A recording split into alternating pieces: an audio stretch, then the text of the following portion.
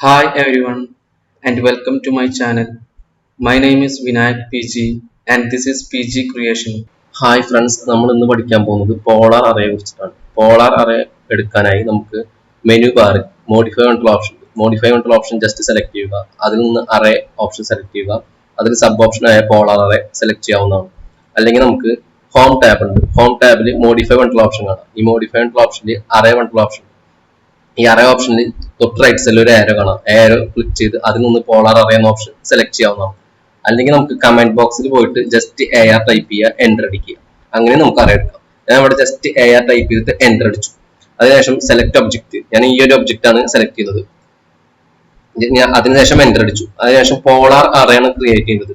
Already polar ആണ് ഞാൻ previous ആയിട്ട് വരച്ചിരുന്നത്, അതുകൊണ്ടാണ് പോളാർ എടുക്കുന്നത്.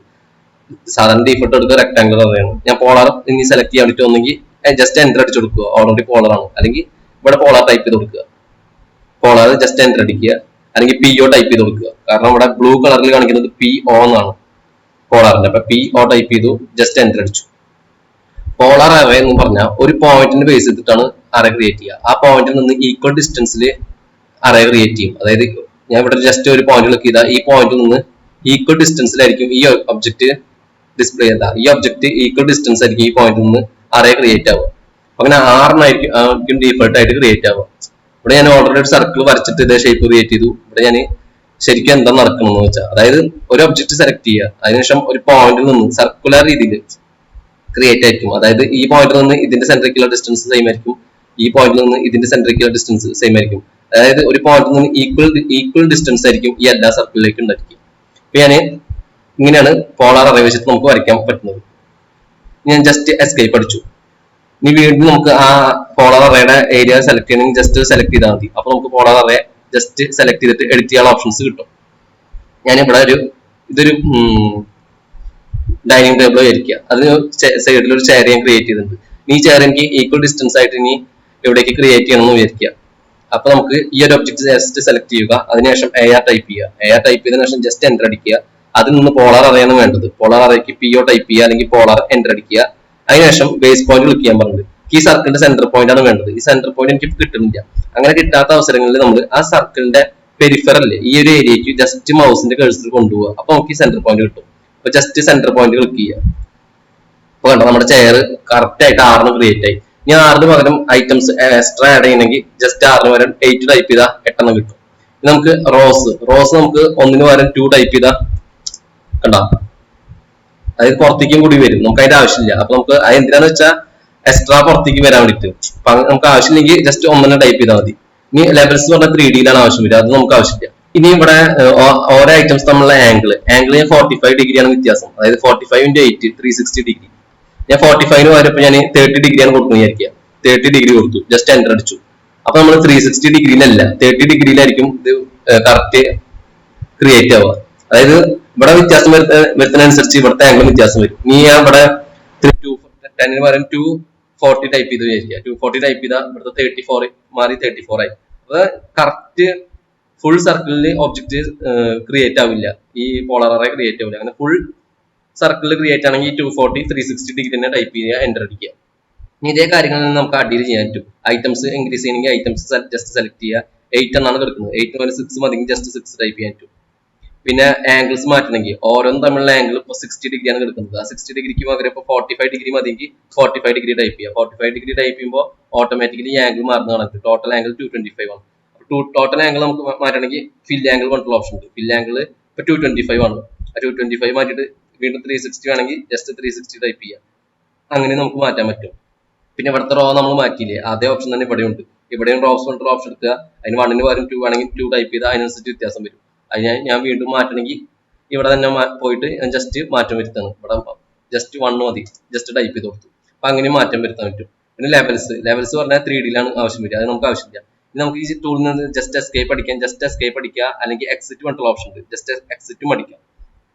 നമുക്ക് വീണ്ടും ഈ ഒരു ചെയർ എഡിറ്റ് ചെയ്യണം എന്ന് വിചാരിക്കുക. അപ്പൊ നമുക്ക് ഇപ്പൊ കണ്ട ഇപ്പൊ നമുക്ക് സെപ്പറേറ്റ് ചെയർ അല്ല, അത് സെലക്ട് ചെയ്യുമ്പോൾ അറേ ആയിട്ടാണ് കിട്ടുന്നത്. അതായത് ഈ 6 ചെയർ ഒരു സിംഗിൾ ഒബ്ജക്റ്റ് ആയിട്ടാണ് കിട്ടുന്നത്. അത് എന്തുകൊണ്ടാന്ന് വെച്ചാൽ ഞാനിപ്പോ ഇത് ജസ്റ്റ് സെലക്ട് ചെയ്തു, അതിനുശേഷം ഞാൻ ഇവിടെ വേറെ സർക്കിൾ വരയ്ക്കുകയാണ്. അത് എന്തുകൊണ്ടാണ് മനസ്സിലാവണമെങ്കിൽ അസോസിയേറ്റ് പറഞ്ഞിട്ടുള്ള ഓപ്ഷൻ ഉണ്ട്. ഞാൻ ഇവിടെ ഒരു വേറെ സർക്കിൾ വരച്ചു.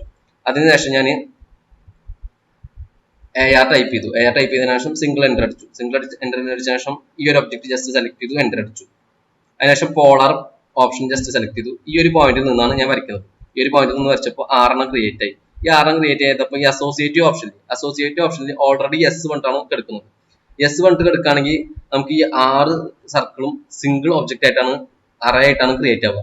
നോ 1 കൊടുക്കുകയാണെങ്കിൽ നമുക്ക് ഈ 6 സർക്കിളും സെപ്പറേറ്റ് ആയിരിക്കും. ഇപ്പൊ ഈ S വെച്ചിട്ട് തന്നെ വരച്ചു, എന്നിട്ട് ഓക്കെ കൊടുത്തു. ഇനി ഞാൻ ജസ്റ്റ് എസ്കേപ്പ് അടിച്ചു കഴിഞ്ഞാൽ ഈ കണ്ട ഒറ്റ സെലക്ഷനിൽ ഈ 6 സർക്കിളും നമുക്ക് സെലക്ട് ചെയ്യാൻ പറ്റും. പിന്നെ അതേപോലെ നമുക്ക് അറേ പ്രോപ്പർട്ടീസ് വീണ്ടും എഡിറ്റ് ചെയ്യാനുള്ള ഓപ്ഷൻസ് കിട്ടും. പകരം ഞാൻ ഒരു സർക്കിൾ എടുത്തു. സർക്കിൾ എടുത്തതിനു ശേഷം ജസ്റ്റ് ഒരു സർക്കിൾ വരച്ചു. അതിനുശേഷം AR ടൈപ്പ് ചെയ്തു, ജസ്റ്റ് എൻ്റർ അടിച്ചു.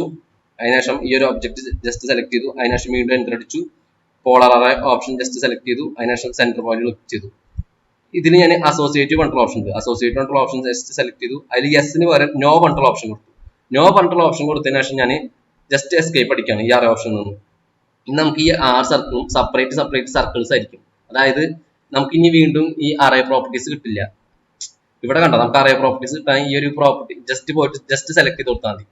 അപ്പൊ നമുക്ക് അറേ പ്രോപ്പർട്ടീസ് കിട്ടും. എന്നിട്ട് ക്ലോസ് അറേ ചെയ്യണമെങ്കിൽ ക്ലോസ് അറേ ചെയ്യാം. അല്ലെങ്കിൽ പക്ഷെ ഇവിടെ കണ്ട 6 സർക്കിളും സെപ്പറേറ്റ് സർക്കിൾസ് ആണ്. നമുക്ക് ഇനി ഒരിക്കലും റിട്ടേൺ നമുക്ക് അറേക്ക് പോകാൻ പറ്റില്ല. അതേപോലെ നമ്മൾ അറേ ആയിട്ട് വരച്ച ഒബ്ജക്റ്റ് എക്സ്പ്ലോർ ചെയ്താൽ നമുക്ക് വീണ്ടും അറേ പ്രോപ്പർട്ടീസ് കിട്ടില്ല. ഇപ്പൊ ഇതൊരു അറേ ഒബ്ജക്റ്റ് ആയിട്ടാണ് കിടക്കുന്നത്. അതായത് ഈ 6 സർക്കിളും സിംഗിൾ ഒബ്ജക്റ്റ് ആയിട്ടാണ് കിടക്കുന്നത്. ഞാൻ ജസ്റ്റ് എക്സ്പ്ലോർഡ് കമന്റ് ടൈപ്പ് ചെയ്യാണ്. ജസ്റ്റ് എക്സ് ടൈപ്പ് ചെയ്തു, അതിനുശേഷം എൻ്റർ അടിച്ചു. ഇനി കണ്ട ഈ 6 സർക്കിളും സെപ്പറേറ്റ് സർക്കിൾസ് ആയിരിക്കും. നമുക്ക് ഇനി അറേ പ്രോപ്പർട്ടീസ് ഒരിക്കലും കിട്ടില്ല. കണ്ട എക്സ്പ്ലോർഡ് ചെയ്ത് കഴിഞ്ഞാൽ നമുക്ക് അറേ പ്രോപ്പർട്ടീസ് ഒരിക്കലും കിട്ടില്ല. അതായത് അസോസിയേറ്റീവ് ആയിട്ടുള്ള സബ് ഓപ്ഷൻ ഇല്ലേ അറേയില്, അതിൽ നോ കൊടുത്തില്ലേ, അതേപോലെയാണ് നമ്മൾ എക്സ്പ്ലോർഡ് ചെയ്താൽ പിന്നെ അറേ പ്രോപ്പർട്ടീസ് കിട്ടില്ല. ഇനി അറേ പ്രോപ്പർട്ടീസ് ഇവിടെ കണ്ട ഇവിടെ നമുക്ക് കിട്ടും. കാരണം ഇവിടെ അസോസിയേറ്റീവില് നമ്മൾ S കൊടുത്തിട്ടാണ് നമ്മൾ വരച്ചിട്ടുള്ളത്. ഞാൻ ജസ്റ്റ് സെലക്ട് ചെയ്താൽ അറേ നമുക്ക് വീണ്ടും എഡിറ്റ് ചെയ്യാനുള്ള ഓപ്ഷൻസ് കിട്ടും. അതിൽ റൊട്ടേറ്റ് ഐറ്റംസ് പറഞ്ഞിട്ടുള്ള ഓപ്ഷൻ ഉണ്ട്, ഡയറക്ഷൻ പറഞ്ഞിട്ടുള്ള ഓപ്ഷൻ ഉണ്ട്. ഡയറക്ഷൻ പറഞ്ഞാൽ നമുക്ക് ക്ലോക്ക് വൈസും ആന്റി ക്ലോക്ക് വൈസും. ഇപ്പൊ ഡയറക്ഷൻ കണ്ട ഇവിടെ ലെഫ്റ്റിലേക്കാണ് ഡയറക്ഷൻ. ഞാൻ ജസ്റ്റ് മാറ്റണമെങ്കിൽ റൈറ്റിലേക്ക് ആയിട്ട് ഡയറക്ഷൻ കണ്ട ഈ ഒരു ഡയറക്ഷൻ. പിന്നെ ഡയറക്ഷൻ മാറ്റാനാണ് ഈ ഡയറക്ഷൻ യൂസ് ചെയ്യുന്നത്.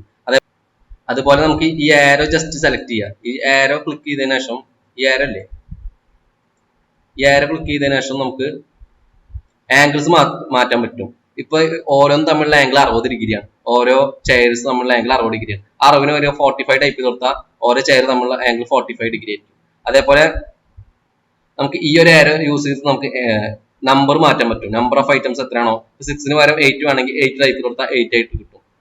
അങ്ങനെ ഈ ആരോസ് യൂസ് ചെയ്ത് നമുക്ക് ഓരോന്നും തമ്മിലുള്ള ആംഗിൾ മാറ്റം വരുത്താൻ പറ്റും. അതേപോലെ നമ്പർ ഓഫ് ഐറ്റംസും മാറ്റം വരുത്താൻ പറ്റും.